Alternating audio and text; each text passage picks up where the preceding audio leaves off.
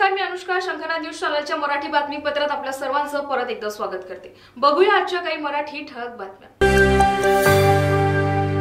नागपूर जिल्ह्यातील रामटेक लोकसभा मतदारसंघावरून महायुतीत घमासान सुरू आहे.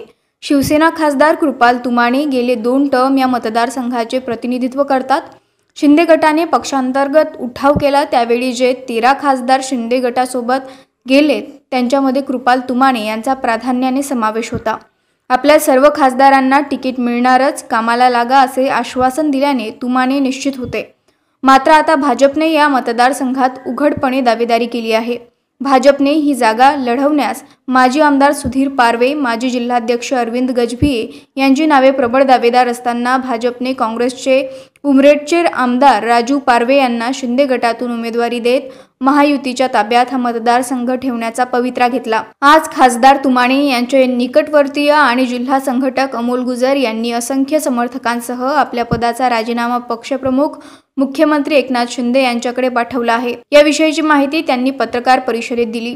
यासोबतच रामटेक मतदारसंघात विद्यमान खासदार कृपाल तुमाणे यांना तिकीट न मिळाल्यास आपणही प्रबळ दावेदार आहोत, आपण उमेदवारी अर्ज दाखल करणार असल्याचा इशारा देखील त्यांनी दिला आहे. आज त्यांनी नामांकन अर्जही घेऊन ठेवला आहे. गुजर यांनी आपण 15 वर्षे शिवसेनेत सक्रिय असून या मतदारसंघात शिवसेना पक्ष संघटन वाढू नये असा पक्षांतर्गतच काही लोकांचा डाव असल्याचा आरोप त्यांनी यावेळी केला. दरम्यान आपल्यासोबत किमान 150 पदाधिकारी राजीनामा देण्याच्या पावित्र्यात असून पक्षप्रमुख एकनाथ शिंदे यांनी योग्य तो न्याय तातडीने करावा. पक्षाशी निष्ठावान असलेले खासदार कृपाल तुमाणे यांना तिकीट द्यावे, इतर पक्षातील कुणालाही तिकीट देऊ नये अशी मागणी आता शिवसेनेसोबतच भाजपातही सुरू झाली असल्याने तिकिटासाठी घमासान होण्याचे चिन्ह आहेत. राजनीतिक घडामोडियां चल रही हैं, उस घडामोडी में कुछ भी हो सकता है.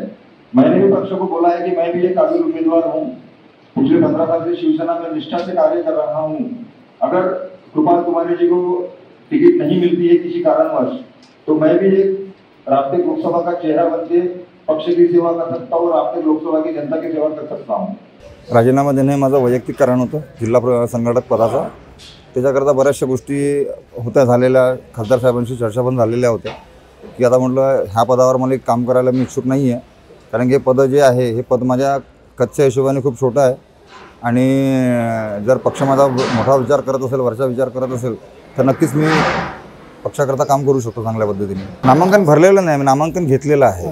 अजून भरण्याचा निर्णय जे आहे माझे वरिष्ठ सहकारी आणि माझे जे जवळची लोक आहेत ते सगळे करणार आहेत. नाही मिळालं तर मी उभं राहील इलेक्शनला, नक्कीच इंडिपेंडेंट राहील. पक्षाचे तिकीट मागण्याचा प्रयत्न मी करतोय की जर दुसऱ्या व्यक्तीला आणण्यापेक्षा जर पक्षातले सक्षम माणूस असेल आपल्याकडे तर त्याला तिकीट द्यायला. पक्षातून राजीनामा नाही दिलेला आहे, हा पदाचा राजीनामा दिला. मी आता पण शिवसैनिकच आहे, पक्षाचा शिवसैनिक आहे, पक्षाचा कार्यकर्ता आहे, फक्त पदाचा राजीनामा दिलेला आहे. काय भूमिका असणार आहे? पुढची भूमिका जी आहे तुम्हाला 1-2 दिवसांमध्ये प्रसारमाध्यमाच्या माध्यमातून बिलकुल 100% सोशल मीडियाच्या माध्यमातून माहीत पडेलच. आता माझ्या वरिष्ठ सहकारी सगळे थांबलेले आहेत, त्यांच्याशी मी चर्चा करतोय. आता मीटिंग आता चालू होईल थोड्या वेळाने. मीटिंगमध्ये जे सगळे लोक जे निर्णय घेतील तो निर्णय आम्ही प्रेसला नक्कीच कळवू. मी 100% त्यांच्या निर्णयाशी सहमत आहे. त्यांनी जे काही डिसिजन घेतलेली आहे ते खूप छान घेतलेली आहे.